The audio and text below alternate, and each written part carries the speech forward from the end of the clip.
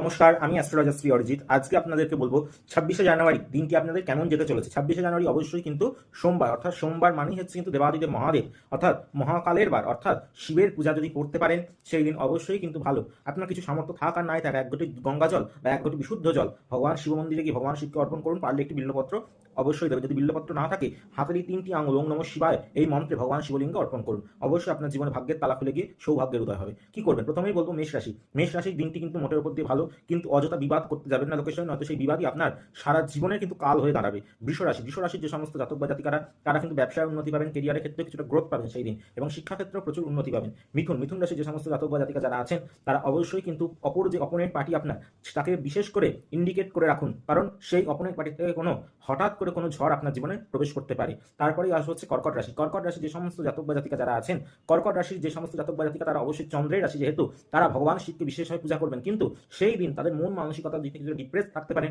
হঠাৎ করে কারোর থেকে অপ্রত্যাশিতভাবে কোনো আঘাত আপনি কিন্তু পেতে পারেন। অবশ্যই করে বলবো সেই দিক থেকে সজাগ এবং সতর্ক থাকুন। সিংহ রাশি যে সমস্ত জাতক বা জাতিকা যারা আছেন, তারা অবশ্যই কিন্তু প্রত্যেকটি দিন ভগবান শিবকে এই যে 2026-এ রক্তচন্দন জলে মিশ্রিত করে শিবলিঙ্গে অভিষেক করান, এবং ওং নমঃ শিবায় শ্রী শিবায় নমস্তুভ্যাম এই মন্ত্র অবশ্যই পাঠ করুন। মোটের উপর দিয়ে কিন্তু সিংহ রাশি সেই দিনটি ভালো, কিন্তু অযথা মাথা গরম করবেন না। এর ফলে কিন্তু আপনার মাইগ্রেনের সমস্যা আপনার জীবনে কিন্তু আসতে পারে।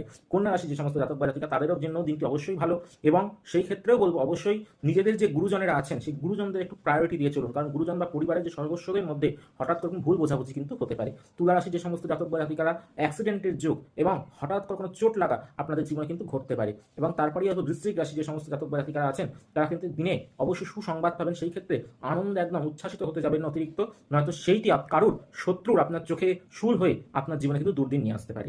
এবং তারপরে বলবো ধনু রাশি যে সমস্ত জাতিকারা আছেন, তাদের নতুন ব্যবসার দিক খুলে যাবে, এবং কেরিয়ারের ক্ষেত্রে এবং যারা এডুকেশনে আছেন, এডুকেশন সেক্টরের সঙ্গে যুক্ত, তারা অবশ্যই কিন্তু যে কোনো নতুন কিছু শেখার বা নতুন কিছু করার অবশ্যই সুযোগ পাবেন।